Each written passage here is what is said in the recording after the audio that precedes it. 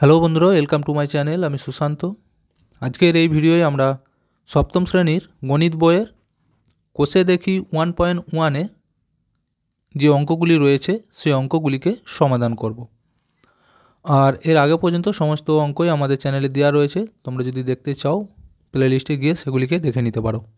আর এখন থেকে প্রতি সোমবার, বুধবার ও শুক্রবার তোমাদের সপ্তম শ্রেণীর এই গণিত বিষয়ের ভিডিও এই চ্যানেলের মধ্যে দেওয়া হবে। তো তোমরা যদি ভিডিওগুলি দেখতে চাও চ্যানেলটিকে অবশ্যই সাবস্ক্রাইব করে নিও এবং বেল আইকনে ক্লিক করে অল অপশানটি অন করে দিও। তো দেখো এইখানে একের দাগের অঙ্কটি কি বলেছে, সিতারা বেগমের ফলের দোকানে 60টি পেয়ারা ছিল।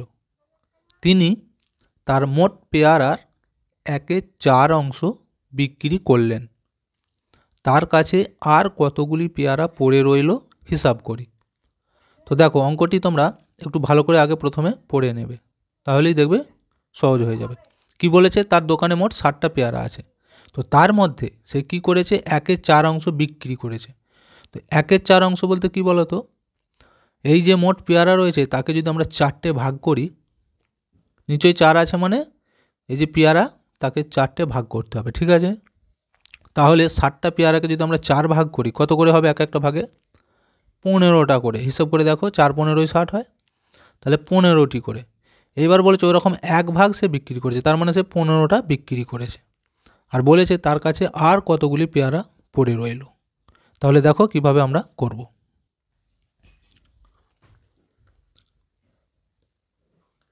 মোট পেয়ারা সমান কটা ছিল? 60টি। 60টি। এবার কি বলেছিল, 1/4 অংশ বিক্রি করেছে। তাহলে কি লিখব, যে এবং বিক্রয় করেছে বা হয়েছে, ঠিক আছে। কত? 1/4 অংশ। তার মানে কি, এই 60-এর 1/4, তাই তো। তাহলে অতএব 60 গুণিত 1/4, তার মানে তার কত বিক্রি হয়েছে এখানে বেরিয়ে যাবে। তো দেখো এবার কি করব, তাহলে এই 4 দিয়ে আমরা যদি 60কে কাটি কত হবে? 15 সমান 15টি। তার মানে তার বিক্রি হয়েছে এই 15টি। তাহলে ছিল কটা? 60টা। আমাদের বার করতে কি বলেছে, যে কতগুলি পেয়ারা পড়ে রইল।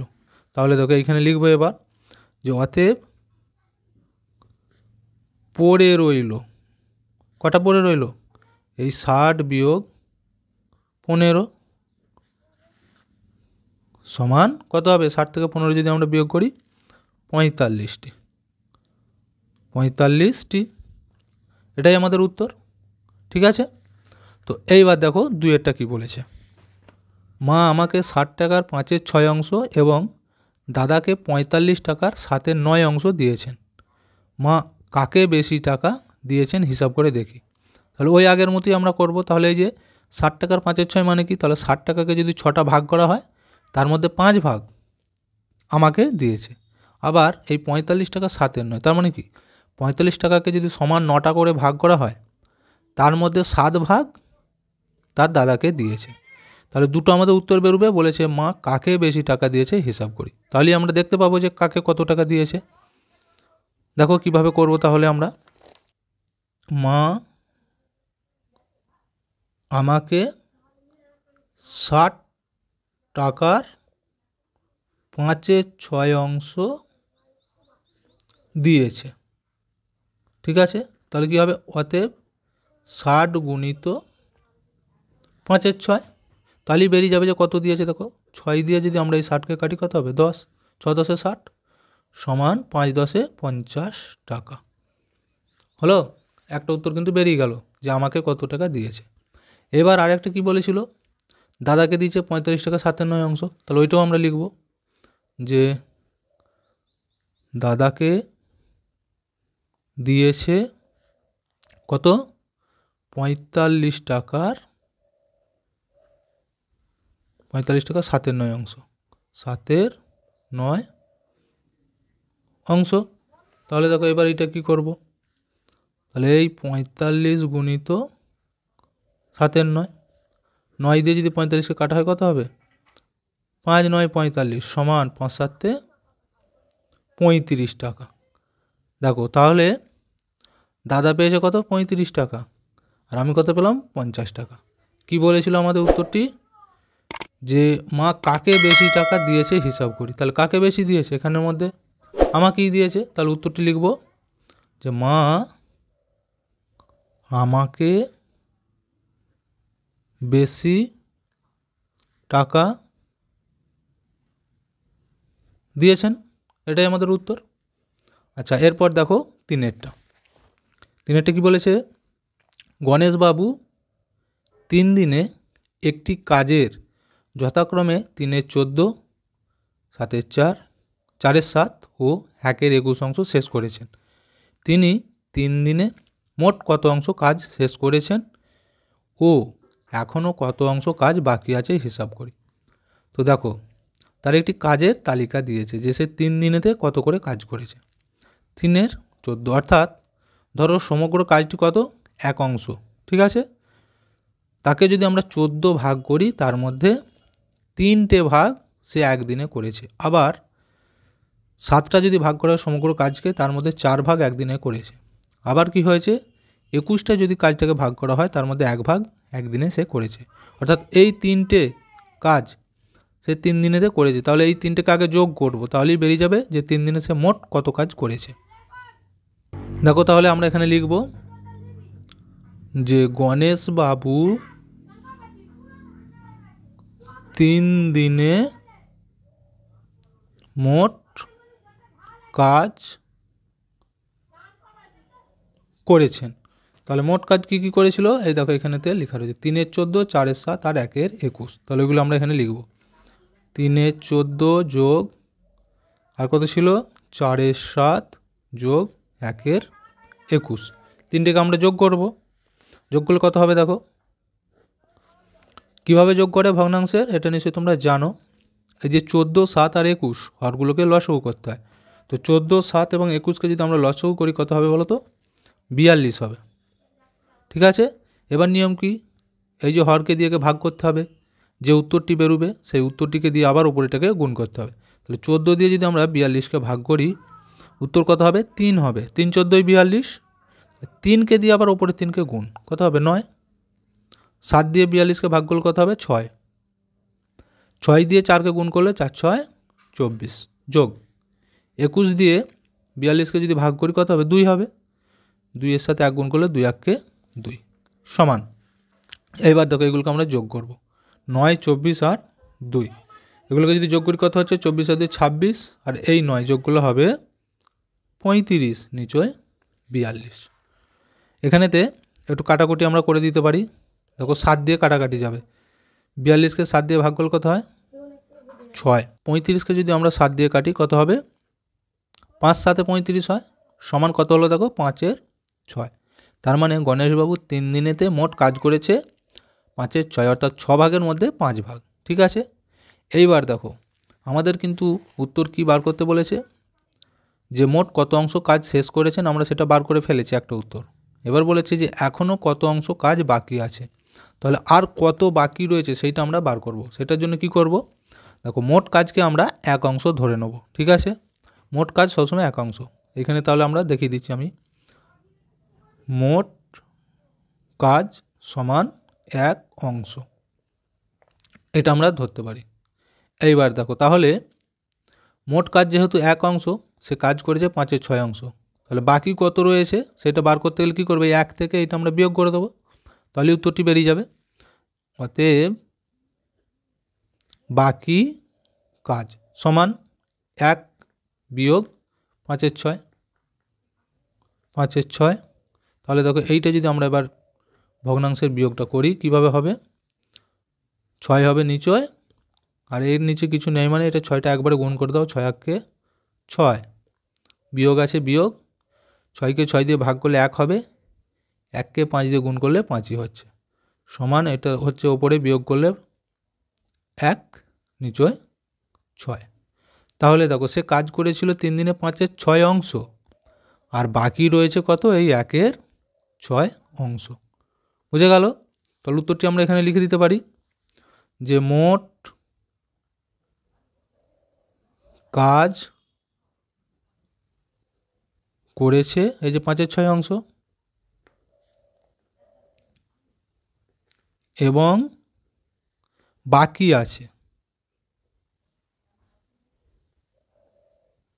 আছে কত, এই যে এইটা 1/6 অংশ, 1/6 অংশ, এটাই আমাদের উত্তর হয়ে গেল। এইবার দেখব আমরা 4 অঙ্কটি কি বলেছে।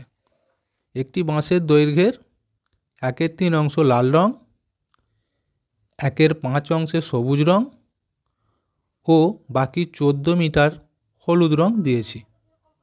বাঁশটি কত মিটার লম্বা হিসাব করি। তাহলে দেখো কি বলেছে, ধরো একটা গোটা বাঁশ, তাকে যদি আমরা সমান 3টে ভাগ করি, এই যে নিচের যত থাকবে জানবে সেই জিনিসটা তটা ভাগ, এটা কিন্তু সব সময় মনে রাখবে। তাহলে ধরো বাঁশটিকে 3টে যদি ভাগ করা হয়, তার মধ্যে একটা ভাগেতে লাল রং। আবার বলেছে ধরো বাঁশটাকে যদি 5টা ভাগ করা হয়, 5 ভাগের মধ্যে 1 ভাগ সবুজ রং, এবং বলেছে যে বাকিটা 14 মিটার হলুদ রং দিয়েছি। আমাদের বার করতে বলেছে যে বাঁশটি কত মিটার লম্বা।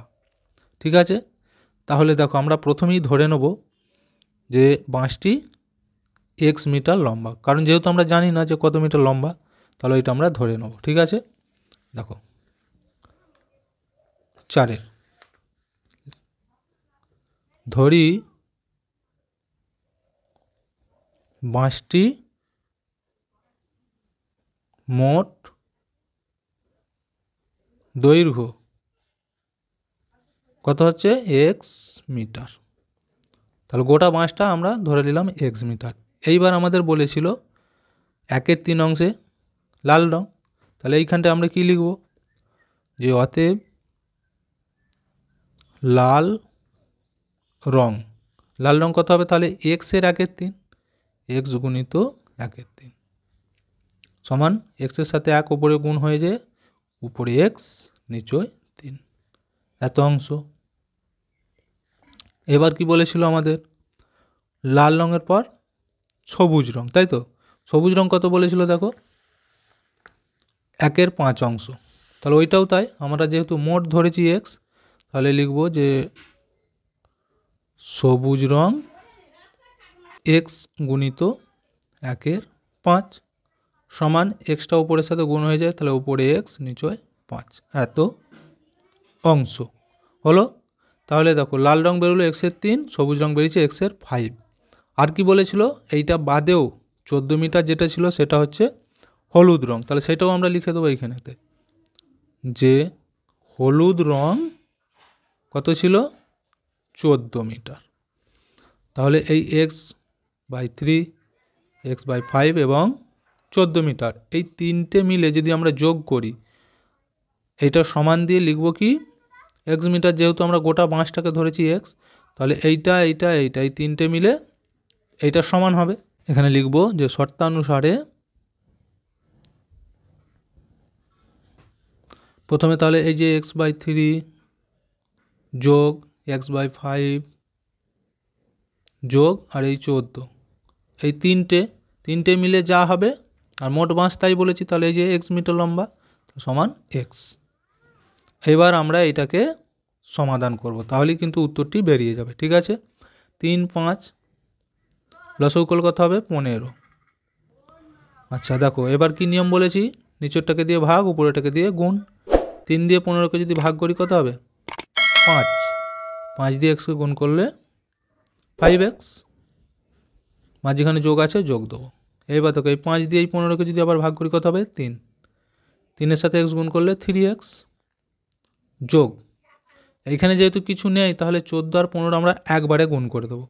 তো 14 আর 15কে যদি একবারে গুণ করি কত হবে, 14 আর 15কে গুণ করলে হবে 210 হলো, সমান এখানে যেমন x ছিল x রেখে দাও, বা আবার দেখো নিচে যেমন 15 আছে লিখে দিচ্ছি, এই দুটো যোগ করে নাও, 5 আর 3 কত হবে 8x, 5টা x আর 3টে x, মোট 8টা x যোগ 210 সমান x। বা এইবার কি বলেছিলাম বলো তো, এরকম উপর নিচে থাকলে এইখানেও আমাদের কিছু নেই, মানে নিচে এক আছে মনে মনে ধরে নিতে পারি, তাহলে সুবিধা হবে বলেছি যে কোনাকুনি গুণটা করে দেবো। দেখো কোনাকুনি যদি গুণ করি, 15-এর সাথে x গুণ করলে কত হবে 15x সমান, এবার এর সাথে এইদিকে গুণ হবে, তাহলে এখানে 1 যেহেতু আছে তাহলে এইটা এখানে সবটাই হয়ে যাবে 8x যোগ 210। বা x যদি থাকে সোজা নিয়ে চলে আসবো বাম সাইডে, ঠিক আছে, সংখ্যাগুলো সব ডান দিকে চলে যায়। তাহলে দেখো 15x আছে যেমন লিখছি, বিয়োগ 8x। কেন বিয়োগ দিলুম? এই যে সমানের ডান সাইডে এটা কিসে ছিল? যোগে। তাহলে যখনই আমাদের বাঁ সাইডে এসেছে কী করব আমরা? চিহ্নর পরিবর্তন হবে বলেছি, তাহলে যোগ থেকে এখানে এসে বিয়োগ হয়ে গেল। এবার দেখো এখানে যা ছিল লিখে দিচ্ছি 210। বা 15x থেকে 8x বা 8x যদি বিয়োগ করি কত হবে? 7x সমান 210।